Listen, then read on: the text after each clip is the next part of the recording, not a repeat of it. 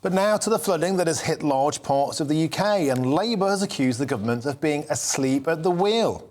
The party wants Rishi Sunak to convene a Cobra-style task force to protect homes from further damage. And hundreds of flood warnings remain in place while there's been chaos on the rail networks once again. More than 1,000 properties across England have been flooded this week. Well, I'm joined now by our political correspondent, Catherine Forster. Catherine, welcome to the show. Always a pleasure. And Rishi's under attack for not being proactive enough. No doubt he'd have been attacked if it had gone along anyway. What's the latest?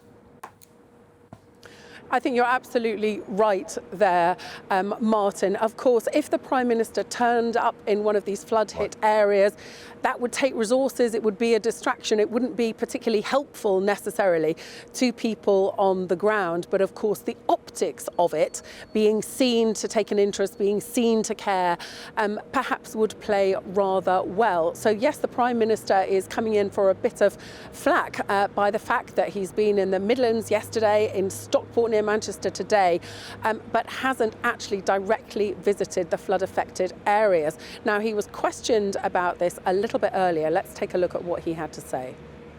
Well, actually, I spoke to people in the East Midlands yesterday who had been affected and talking to them about how devastating the impact of flooding is. I just want people to be reassured that the Environment Agency has got people on the ground in all the affected areas. Also, more hundreds of high-volume pumps are in practice right now, making a difference. And it's important that people follow the advice that's given in local areas where there are flood warnings that have been given. Important that those are followed, and people should be reassured. As I said, the Environment Agency have got people on the ground everywhere, absolutely recognise the urgency of what is happening, and they are responding appropriately and with all due haste.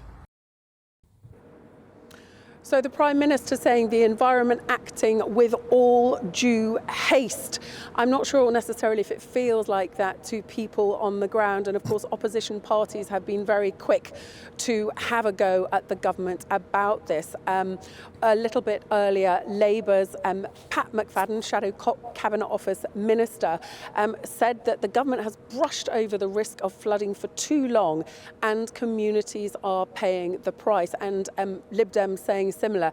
And indeed, it has emerged that the spending watchdog, the National Audit Office, last year found that the Environment Agency had cut its forecast of the number of additional properties it was going to be able to better protect by 40% since the plans were unveiled in 2020. And clearly, with climate change, we are seeing more and more of these patterns of extreme weather.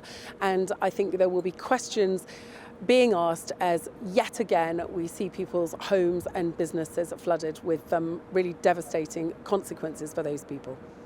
Well, Catherine, you talk about climate change, but my dad's local boozer is flooded. He lives right by the Trent, and they just talk about the fact that the canals and the rivers are never dredged.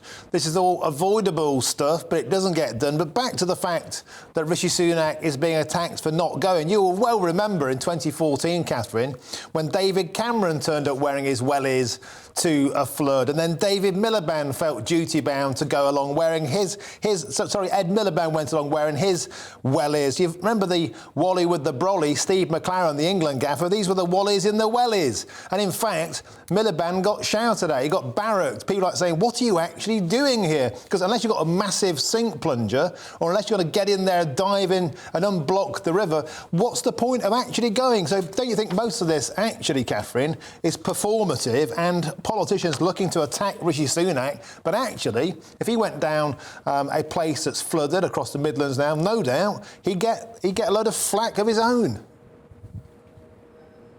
Yes, that's absolutely true, Martin. We've seen it before, haven't we? Boris Johnson went down for some floods a few years ago, got given a pretty hard time too, because of course a Prime Minister arriving is a big drain on resources and showing what they're doing. So it's not necessarily helpful to the local community. So I guess that's the reason that the Prime Minister will give for staying away. But of course, we are in an election year, likely to be towards the end of the year, and optics matter, don't they? So in some ways, perhaps the Prime Minister might have liked to have a few pictures in the paper tomorrow. But yeah, whether that would be helpful to the local communities is another matter entirely.